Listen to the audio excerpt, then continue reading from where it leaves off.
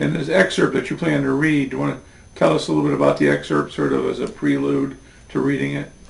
I have two excerpts. One will be from a chapter that talks about when the main character was born, Tahar was born.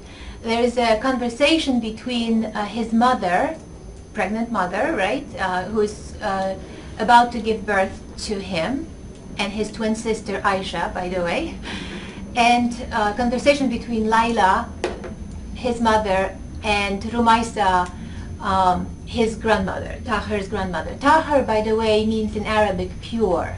And this is also, when you read the book, you will see that all the names were chosen very carefully. And also when you read the book, I hope that you will see that whatever the characters are saying, they are actually creating their lives by what they are saying. Whatever they say comes true. I want to show the power of words. So first is the word, and then is our action. How powerful it really is when we say something. How powerful it is when I say I love you. And how powerful it is when I say I hate you. How we create our lives when we do this. First I'll read the excerpt from chapter number 2, Tahar's birth. I'm sorry, chapter number 3, Tahar's birth. So Layla and Rumaisa are in the hospital. Layla and Rumaisa waiting for Omar. Omar is Tahar's father, Layla's husband. Lowered themselves onto chairs in the corner of a small, distant corridor. Just don't cry. Rumaisa tried to keep her spirits up with precise commands. I have a little hat. She started opening her bag. And a blankie for my grandson. She smiled to herself. What if it's a girl? Layla interrupted her, looking straight ahead. So what? If it's a girl, it's a girl. Rumaisa didn't stop rearranging the contents of her bag. But I know it's a boy, she said firmly, cutting the air with her hand in a fast motion as if to validate her words.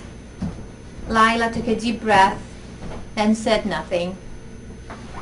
You can sign all you want. Rumaisa knew how to talk to her daughter-in-law. Just mark my words. One day you will understand everything I say to you, and you will be grateful, she said, turning to Layla. I had 5 sons and 4 daughters, and I always knew what I was carrying. Layla jumped off her chair. I know exactly what I am carrying. Her eyes grew bigger. I am carrying twins.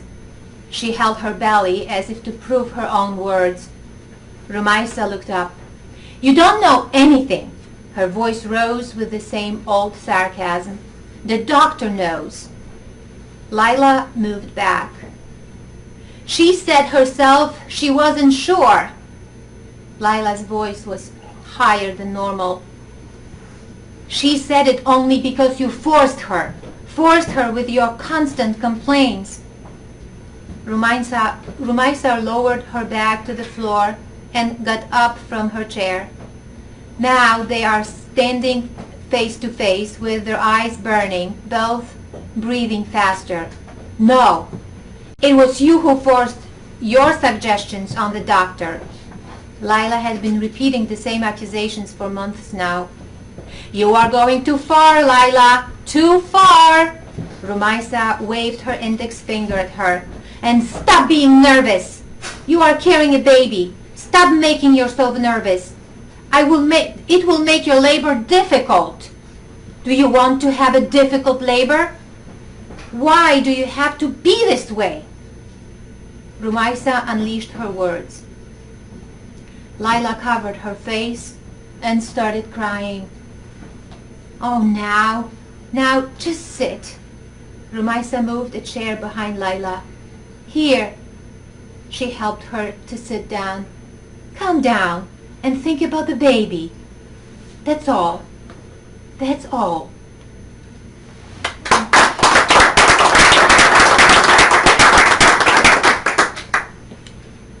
So now I will read the excerpt from page 99. Let's see what it says.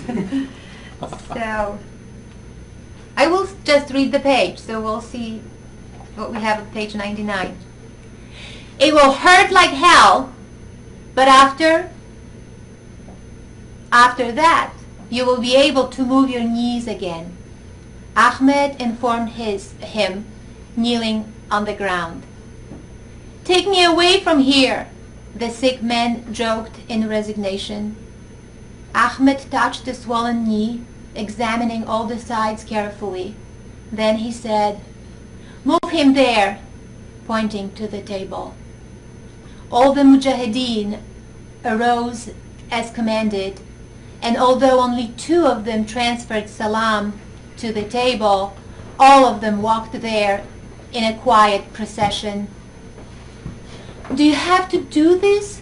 Salam didn't pretend to be terrified. "Yes," Ahmed replied. He gave orders to the mujahideen. "Hold him down on both sides." He placed a rolled rag between Salman's teeth and instructed him to bite down. When the needle was pushed slowly into his knee, Salam, now held down by 2 others, twitched like a jerked string. His chest, arching above the table, gave a strong resistance to the man pressing down. His muffled scream summoned a little crowd of inquisitive onlookers. "Puss and blood," Ahmed said as a brownish-gray fluid filled the syringe. "Excellent infection." He retrieved the needle slowly. Salam's forehead, covered in sweat, shone in the beam of the headlights coming from the tear in the tent's wall. He breathed heavily. Ahmed emptied the syringe and then returned to his patient, whose hands tightened on the arms of his comrades. He examined the other side of the knee and plunged the needle in again. The patient groaned. Tears ran down his ears. The syringe filled with the same substance. "Okay, this knee is done," Ahmed announced, pulling the needle out. Salman's muffled cough brought him closer to vomiting. His face reddened and veins popped off his neck. One of the helpers removed the rolled rug from between his teeth. "Okay, let's take a break before the second one," Ahmed said, looking concerned. No,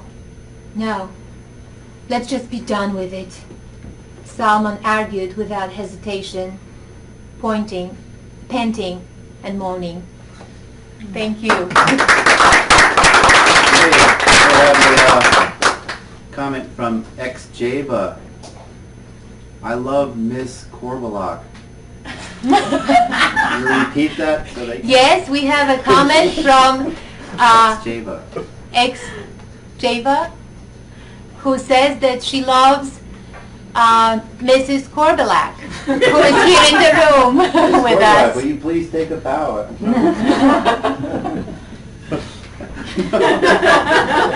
Okay, Mrs. Korbalak is coming here to say hi to you. Thank you, Java.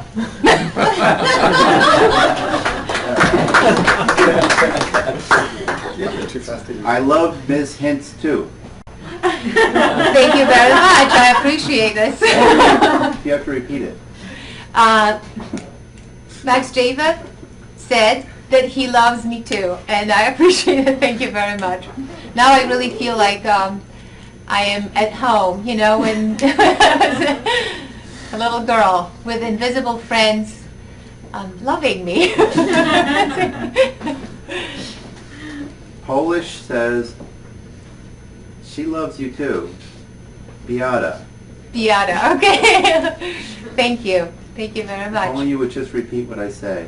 Beata says what we hear here from Dan, who is reading the questions, that Beata says she loves me too. I love you too. Beata is my friend too. Thank you. Pana says we love you too.